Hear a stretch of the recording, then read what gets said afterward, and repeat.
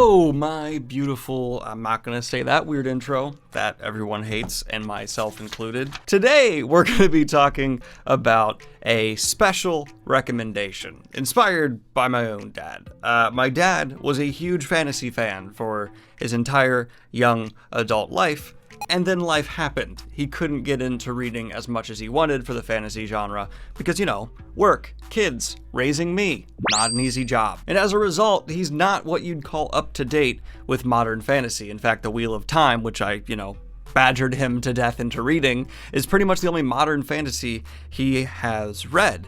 And that's inspired this video here, how to start reading modern fantasy. And it's directed at the older heads in my crowd, which there's a surprising amount of you. If you look at my YouTube analytics, a good amount of you are over the 40, 50, 60 plus line, and maybe haven't kept fully up to date because life happens. This video's here to save your life of fantasy reading. I've gone through my recent reads, my all-time reads, and picked books I feel act as good bridges from what was to what will be. What actually means what is, not what will be. They're out. I'm not recommending unreleased books. And I have 4 different selections here for you. Some of them may surprise you, some of them may be controversial, but I've tried to look at what appealed to people back in the day, what's popular now, and what would be a good education between. And starting off that pick, I want the general fantasy pick. I don't want to throw you in a whole different setting you're completely unused to, because back in the day, not always, but most of the time, if the last thing you read was Fafhrd and the Grey Mouser, or Once and Future King, or hell, even Tolkien, you're used to medieval Europe-inspired fantasy. And you probably don't want to be completely thrown alien into modern fantasy that's not based off that at all. So why don't I just put you in a comfortable fantasy story that feels like medieval Europe in a lot of ways, has a whole lot of that classic fantasy influence in terms of its setting, but the way it handles its characters and plot harkens way more towards modern fantasy's flawed protagonist approach, dynamic gray situations, the more battling of what's right and wrong, and I found the great place to pick that up would either be Theft of Swords by Michael J. Sullivan, the first entry in the Rieria Revelations, or Prince of Fools by Mark Lawrence. Both of these are going to feel, in the way they're set up, very similar to the fantasy you are used to. Prince of Fools less so because there's a bit more wider lore behind it. It actually is a post-apocalyptic Earth scenario, but we're back in essentially a medieval Europe type setting. And I think a lot of the magic, a lot of the typical fantasy theming coming through might feel very similar to what you're used to. But it'll be a great adjustment for the way character dynamics are being held, the way that our protagonists are so flawed now, the heavy emphasis on well developing the relationships between characters, rather than just saying like, oh, they're friends, then having a couple nice moments. A vast amount of energy from the author goes into actually really realizing what the relationship dynamic between these two is, and so that you, the reader, really understand how they sit with each other. In one of the picks I just grabbed here, Theft of Swords, they are just friends, companions, and they're wonderful to follow, whereas Prince of Fools, we have more of a dynamic that is dynamic, is what I will say. I'm currently working my way through both of these series, but I have the first from each under my belt and am well into the second entry for both, and I just think they're great. I think they're solid recommendations and exemplary examples of what modern fantasy is right now in terms of how the character growth is being handled, how on a really intense level we are focusing as a genre, really focusing on the human aspects of our protagonists in these vastly fantastical worlds. So if you want my kind of hand-holding pick, you can go Mark Lawrence's Prince of Fools if you like a little more of the darker taste of the relationship dynamic that can be, or you can jump on over to Theft of Swords, which I really think is a brilliant gap between classic and modern fantasy. It fills in perfectly. Moving on from there, we have the pick that is like the blockbuster of today. What is the series that's currently coming out that's making the biggest waves? And there were quite a few picks I could choose from. I could go ahead and go with A Song of Ice and Fire, but I don't think that's actually a great recommendation for someone who's just coming into modern fantasy to pick up right now. Martin is a brilliant writer, don't get me wrong, but just throwing you headfirst into grimdark could be a troublesome thing for a lot of people who are making that bridge, that gap. There's also the King Killer Chronicles, which aren't my personal favorites, but I have immense respect for the level of craft Patrick Rothfuss is putting into his writing there. So for me, that's not the recommendation I'm going to go for, though it's an honorable mention for the what is super huge and popular right now, without a doubt. But for anyone who's familiar with what is happening in fantasy right now, there is one series that is currently in the work that without question is causing the most hype, the most people are excited about, and that would be the Stormlight Archive. If you want just, this is the biggest thing, this is what I feel the most people are buzzing about online, and we're actually getting entries from it regularly, Brandon Sanderson's The Stormlight Archive. Few would argue there are many better modern fantasy stories currently in the works. It is truly epic on a scale that is rarely seen. Brandon Sanderson has crafted many great fantasy stories before. He also helped finish The Wheel of Time, another huge epic fantasy series, but this is his baby. This is Brandon Sanderson's. Here is my Lord of the Rings. Here is my Wheel of Time. Here is my Malazan. It's his big Mac Daddy series, and so far the payoff for us, the fans, has been extraordinary. Some of the best character work the modern genre has to offer in terms of flawed characters that suffer from mental illness like PTSD and depression, to just having these questions asked of the readers that don't have definitive answers in terms of what is right and wrong. You'll have your good guys commit murder, and you'll have your bad guys have somewhat understandable motivations, because that is what the modern genre is about. The complexities of humanity existing in fantastical worlds. So Way of Kings, the first entry in the Stormlight Archive, is a truly fantastic place to pick up modern fantasy. Now here's the thing. Classic fantasy was quite a bit more lighthearted in general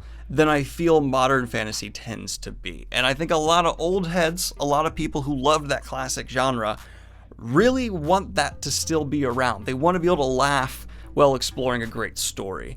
And it's hard, to be honest, to find what I think is modern fantasy on the level of absurdism or humor as like a Terry Pratchett. Obviously, that's like the highest the bar's ever been set. Discworld, as a series I originally negatively reviewed, but since I've gotten deeper in it, have absolutely fallen in love with. I don't think modern fantasy has matched that, if we're going to be honest. I do think modern fantasy has outpaced its roots in several ways, but the level of humor and creativity we saw with the absurdist fantasy of Discworld, I'm not even going to claim has ever been topped. But a series that I find to be pulpy, which is not an insult, I mean this in a good way, and to have excellent humor that lands, as well as a newer fantasy setting, not something you'd often see in classic fantasy as it's low fantasy in modern Chicago, I think Dresden Files will have a surprisingly large appeal to older fantasy fans coming into the modern genre. Because, one, it's just a universally this is cool and I love it setup, with Harry Dresden, a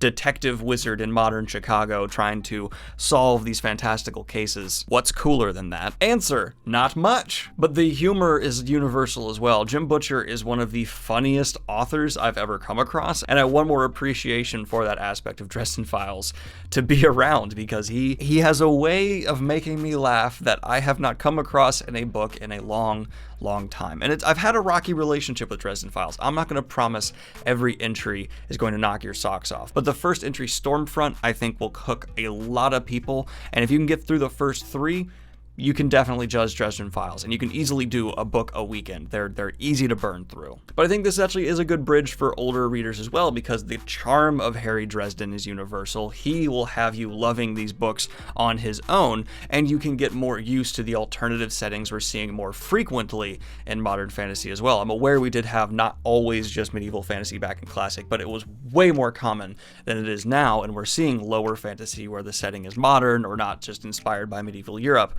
really becoming more and more prevalent. Flintlock fantasy, for example, is on the rise, which we didn't see much of until after the 80s. Again, there's gonna be someone who pulls an example like, look, it's here. I said much of. Not that it was brand new after the 80s. So it's a good bridge in that sense. You'll like it, and it's not typical of what was, and more typical of what is, or what will be, if we're going for fantasy talk. And now I want to pick one that I think will just be the most impressive for old school fantasy readers. What is one that might just knock the socks off people who are coming into modern fantasy with low expectations? Because snobbery is real. You might be guilty of it, admit it. You might be thinking, there's no way these young whippersnappers are writing fantasy stories on the level of my Tolkien, on the level of my Pratchett, on the level of my C.S. Lewis, if that's your cup of tea. Your T.H. Whites, your whatever, what haves you, your Goldmans. Princess Bride is amazing, I'm going to give you that. Well, I'm going to come swinging back hard with one I think might not completely get rid of that snobby mentality,